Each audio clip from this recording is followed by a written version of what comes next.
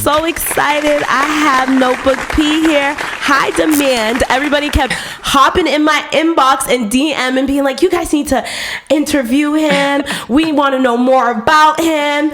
And so he's so humble. He's so shy. So I finally got him here at the round table. I'm so excited.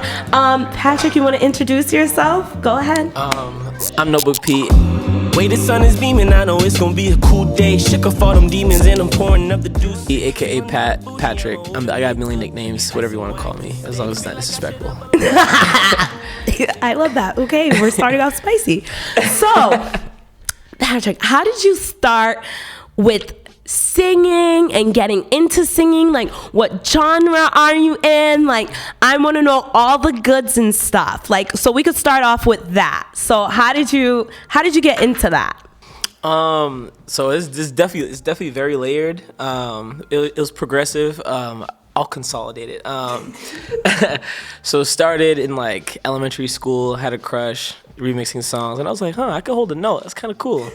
Kept that to myself though. I didn't tell nobody. I didn't tell a soul. And then fast forward in church, I would always be in the choir with my sister and my brother and like the rest of the gang. Yeah. He was there. I was there. Fena was there.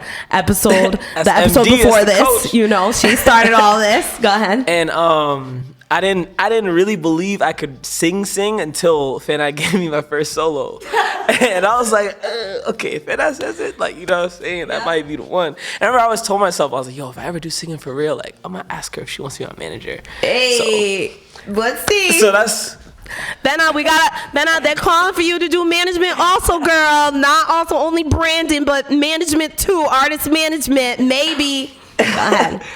But fast forward, when I went to high school, I did like a talent show. I danced in high school, but when I did the talent show, I sang. What high school did you go to? Blue Hills Regional. Hey, okay. I went there for like a year, but I totally love that. So you also did music there too. Mm-hmm. Okay, so. So you knew you always wanted to do music? Was that always like your passion? It was definitely like, music was definitely always in it. It was music and dancing. And then I got to a point where like I felt like I had to pick like what I really want to do. And I was like, honestly, like I would feel like I had more of an identity in music.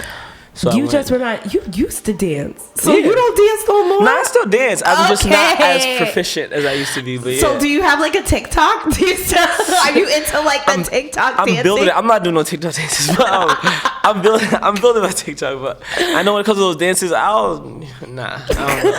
That's not for me. I love that. So did you ever see yourself doing anything else but music? Honestly, like, nah, not really. Like, wow. Maybe a regular job, but outside of music, nah, nothing really else. What's your nationality? Haitian, you know what I'm saying? So represent. How did you tell your parents that you're not doing, so I don't want to assume, did you go to college? Oh, I did. Did you try it? I did, and then I did it. Did you try it? I tried it. I gave it a shot. Did you hate it? It's not that I hated it. I just felt like I would be in class just like learning and I'm just staring at the board like, yo, I don't want to, like, I have so many ideas and things I could be doing other than this. I feel like I could learn all this on like YouTube. If I really like dedicated the time. So I'm like, do I really need to be and that money was coming out of my pocket because I didn't get too many scholarships. I got tuition and then everything else was out of pocket. So I was just like, I could learn this on my own and let me just pursue something I want to do. So I tried to audition for Berkeley. I didn't get in like 2 times. Yeah, because they cater to white people. To be honest. Sorry not to say that. Berkeley caters to white people. I also did not get in to their entertainment management program that they have, but it's fine. It's all good. I met some cool people along the way. I feel like it's all connections anyway. I dodged a bullet with that debt anyway. Exactly, that crazy ass debt. And I just told myself, I was like, honestly, I'm gonna just take it seriously, and if people rock with it, then I'm gonna do it like for real, and just go all in. And thankfully thankfully that happened. Oh my gosh! So what made you want to do R&B instead of rapping? Funny story, like, or did you want to be a rapper too? I wanted to be a rapper so bad. Like, I was like, nah, I could do that too. Like, I could put rhymes together. I used to write raps in secret because I remember.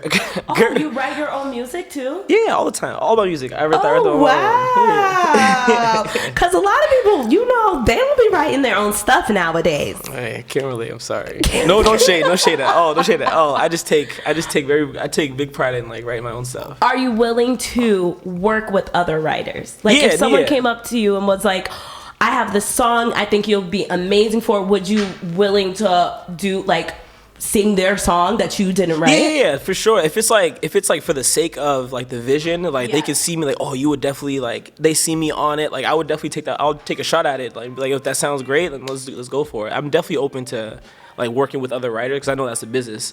At first, I didn't know that was a business. I thought everybody wrote their own stuff. So I was like, if I'm gonna be making music, I gotta be writing my own stuff, and that has to sound as catchy as the stuff on the radio. Until I started doing music, I didn't know all that was like writers over here, producers over here. You got this hook from this person wrote this verse, they give you a reference. I was like, oh, I thought everyone did that on their own. So I was like, well, now I have an edge. Yes, I love that. So you didn't answer the question. How did you tell your Haitian parents that you weren't gonna do college no more? I didn't. You didn't tell them that? I didn't. Oh my gosh, I'm gonna take a sip. So what happened? Tell me that story. I'll also consolidate this. Basically, I was going to college, and then like I found myself like, I don't want to be doing this. I'm spending bread that I don't have on this education that I can get elsewhere. So they think you're still in classes right now? No, not that anymore. No, it's not that crazy. Basically, I left college. My mom was like, if you're not gonna be in college, you better be working. So I was like, that's light. I'm like, all right, bet. So I started working, and I got a job, I got a little car, like, you know what I'm saying? Like, just got a little regular job and stuff. And in the meantime, I just made sure like I was writing all the time. Like I kind of like kept my vocals up, did what I had to do. So that way, if I did take music seriously, like I can hit the ground running. Right. And I just told myself, all right, give me a year and then I'm gonna drop a song. And then like a year later, I dropped Pork Chops. That was my first song. Yes. And then it went viral. Viral. Thank God. It got a good outpour of support. Yes. Like people were just like, yeah, this is dope. Like we need more. So I was like, okay, bet. Now I can really do this for real. And then over the years, I've been able to like build like notoriety, meet people, and like get in certain positions where I could go up. And I know it's a slow progress, and that's something that my mom won't understand until she sees the results. Until she sees money, right? Until she sees the results, bro. Until I come through with a Benz and a check. Like, it doesn't make any sense to her. So it's like it's one of those things like you gotta just let her do her thing, let her yap, and then show her the results when it comes. So what makes you different from the other R&B male singers out here, Pat? Damn. Mm-hmm. I'm a humble guy, man. I don't like to brag. You're or anything. so humble. You're so humble. But I'd say what man, I like to take what's out and what's good right like now, and kind of like how can I deviate from that and like sound like the exact opposite but have the same effect. And I feel like that was something like I feel like as a writer, if you do write your own stuff or if you just explore writing, like you go through phases where like you write like someone else, then you start to deviate from it, and then you start writing like someone else that inspires you again, and then you deviate from that, and then like over the course of the time, you'll be able to just pull inspiration and still keep it on your own, still keep it you. Yes. And I felt like I got early practice, like unintentionally, by just listening to like my favorite artists like obsessively. And he's like, all right, if I was to sing it, I would sing it this way. Okay, and so then, covers. Yeah, so basically you started doing covers, but like turning them into like remixes instead. So like I wouldn't sing exactly what they're doing because you heard it already. Okay. And then last year you did win the honors of R&B Artist of the Year of Boston. Second time in a row. I didn't even know that. 2-time champ over here. So how did that feel? Like, how do you feel? Because a lot of people be like, oh, Boston Music Awards is favoritism. But I feel like you winning was not favoritism, because it's not like you be at all the parties. It's not like you're connected with all the people that actually work for this award show or anything like that. So how did that feel to win second time? Like the first time, how did it feel? Because I didn't even know you won 2 First times. time, I was very nervous, but I was definitely okay if I didn't lose, because one of my friends, her name's Miranda Ray, another R&B artist, mad dope. That's like the homie. So we were up against each other. So I was like, yo, if it's not you, you better be the one who wins. If it's not you, I better be the one who wins. And like we were both rooting for each other. So winning that was like word. Like it felt like I was up against my actual peers that like I get to see and talk to like more of the time, and it didn't feel like I was looking at artists that I haven't heard of, but they're in the city and like they have their own buzz elsewhere. But like, yeah, because it gets polarizing, because people don't like, you'll see the list and it's like, who the hell are these people? Because you just don't know, they're not in your world. We got our own community. We see what's out in our world, but then when we see like 6 or 7 names, like why are they on this list? It's polarizing. So like seeing my name a second time and then like winning again was like where like I feel like the effort I've been putting out and like the shows I've been doing, like people are actually like paying attention, like on the side in the world that I'm not actually in. So that's what the second time really felt like. Interesting. So what made you decide to do a solo artist instead of being in a group? Are you selfish?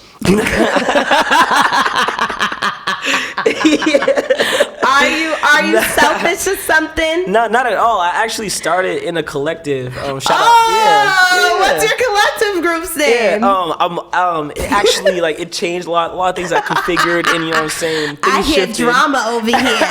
What made you decide to be a solo artist and say screw the rest of them? Because clearly you're the one who's still on top. And it's not even like that. It's not even like that at all.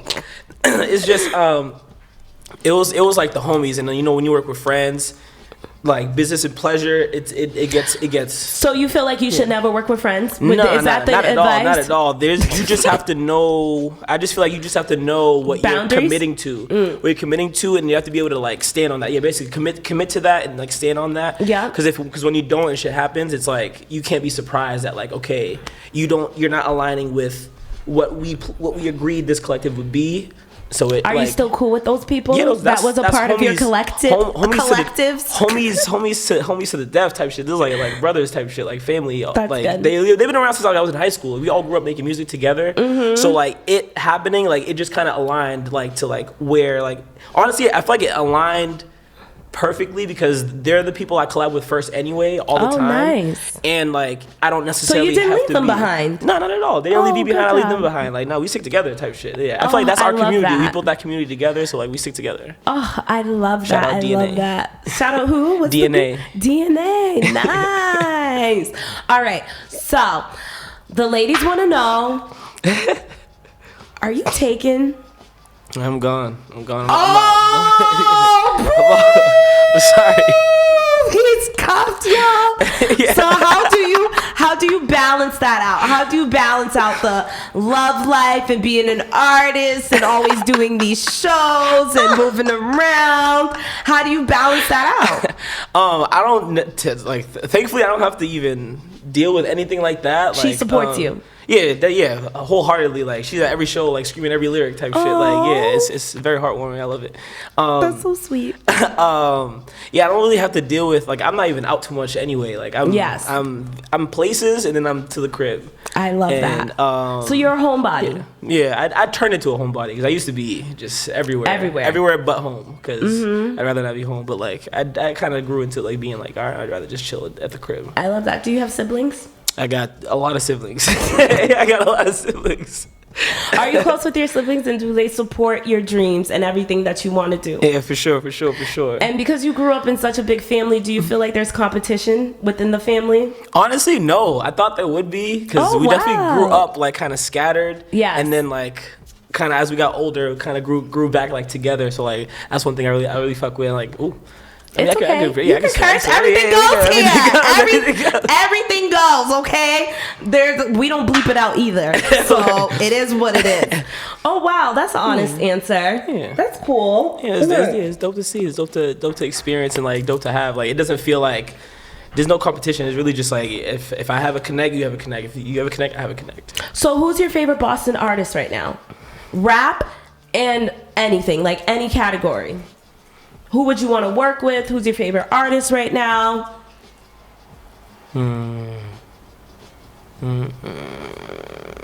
That's a loaded question. You can't just say one. It's okay. You can say one. No hard feelings, everyone. Right. If there is one artist in Boston or greater Boston, surrounding Boston area, I would want to work with immediately right now, it'd be Latrell James. Oh, wow. That's a big name right there. I love that. Yeah, it's like the big homie, basically. Okay, cool. Why did you pick him? Just because, like when I first dropped Pork Chops, it was Brockton. That was like the city that like received it like the most, and they had like this program or like this platform called Speak Your Truth. Yeah. It was basically like an open mic like situation where they would have like 3 judges and then like a crowd of people, and you either play a beat, play a song, or like perform. Yes. And they'll let you let you have your performance time, and then the audience will like give like their feedback, and the judges will give like feedback, and it's always constructive criticism. And that, like, I would say that it was like the Trell on the board, his manager Jess, and then Eric Burnson. He was like a writer blog. And like they gave like real good constructive feedback. Just gave like the best like performance like feedback. Like it was always blunt, like straight to the point. There was no sugarcoating anything. And I felt like that was like the humility that like people needed. Like from like, I feel like any performer, you need that. Like you need someone to tell you straight up, like, Bull, that was a trash performance. You need to stop doing this, take this off your track, do this. Constructive criticism, real constructive criticism. Yeah, and you can't take that to heart. And it was easy. I love that, Patrick. It was easy not I love how you're down to take constructive criticism, because people in 2023 think, nope, I'm the best. And you can't tell me what to do. And that's what's crazy, because the people who are the best will still be like, nah, I need to be better. Like, so yeah. So do you take vocal lessons and stuff? Do you believe in training and all of that? I definitely believe in training. I haven't taken vocal lessons, but like I'll look at like guides and like practice on my own. Wow. And make sure. So you do this on your own. Yeah. Oh my gosh. True talent right there. I love that. I love that. So Pat, like what's your next single? So I have a project. And albums. I have a project coming. So I have a trilogy basically I'm trying to complete right now. Yes. The first project I dropped was basically the second in the trilogy. It was called A Fool's Paradise. Yep. Then this past summer I just dropped Book of Sun. Mm-hmm. And then that's like basically one. So it's like Book of Sun, A Fool's Paradise, and then A Fool's Tactics. That's going to be coming soon. I'm going to have a single called Paradise dropping soon. Wow. That's going to be the next single. And it's basically just going to be 3 different... I'm gonna consolidate this because I'm gonna explain it more in detail in the future. But the trilogy is supposed to represent a Japanese proverb called ikigai, and it's basically like your reason, like your reason for being. And it's basically everyone has 3 different like personalities or like faces or like masks that they show to everyone. Yep. And one is one that you show to the world. One is that you show to like your closest people, and then one when you're by yourself. Okay. And basically, Book of Sun is supposed to be what you show to the world. A Fool's Paradise is what you show to like when you're a little bit more vulnerable to your closest people, and then A Fool's Tactics is like the closest part, really just like basically like what you show when you're alone. Oh, and I really want to represent that in that trilogy. You came up with that yourself. Yeah, I had to pivot a couple times, but I love that concept. I love that. So, do you have a team behind you? I do not. I have friends that support me. And are you looking for a team? I would love a team. I know that would help.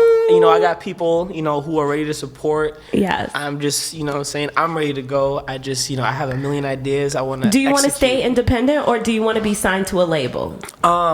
If I was to sign to a label, I have labels in mind I would want to sign to, but I also have... Let's put it in the air. Bull at RCA, nice. Interscope, Ape Shit. Because I know Anderson .Paak just started that. But I like working with bands, so like that would be something I want to do. But that's it for now. Maybe Sony. Yes. I love it. Maybe Sony. I love it. But love it so much. I'd be independent for like the time being, just to accumulate as much knowledge as I can, get what I got to get out of it, and then you have the support of Boston. I'm just going to let you know that everyone loves your music. They love your style. They want to know more about you. They love the fact that you are so humble. They love the fact that you stick to yourself and you are genuine. You are genuinely yourself, Patrick. You don't try to be. Man. You don't try to imitate other people. You don't you don't force things, which I love to see. And I feel like that's why you're getting so much recognition right now and so much blessings and opportunities, because you're just yourself and you're so lovable, you know. You're off the market, too bad, you know what I mean? But you are just an amazing person. So where do you see yourself in 5 years? 5 years, I see myself, honestly, I'd want to be on my third, maybe, my second international tour. Yeah. International whether tour. I'm with someone or it's on my own. Yes, I love that. I already have 2 houses. Yes. In different countries. I love that. That's what I would like. I love that so much. Oh my gosh. You know, I gotta end this soon. It's late. All good. It's all good. It's late. It's late. I know we gotta go to bed. I freaking love you stopping by and coming and chit chat and coming to my round table. Is there anything you want to leave the people? Any gems? Any motivations for other up and coming R&B singers, male? Because you know people think it's like not cool to sing anymore. You gotta sing. What the hell? Like what? I feel like that's what is really missing in the vacuum. There's a lot of R&B that's slept on. Yeah. So listen to what's slept on. Follow that. Don't listen to what's trending, because that's what people say R&B is dead or whatever. Because they only listen to the hits and what's on the radio. Yeah. Listen to what's dig. And just keep going. Just sing. Just do what you gotta do. Be an artist. Thank you. Do your homework. Thank you for stopping by. This was so much fun. Everything goes. Tune into Notebook P. Just a little snippet, okay? Can't wait to see where he is in a few years. Everything goes. Thanks for coming by. Love y'all. Love you. Cheers.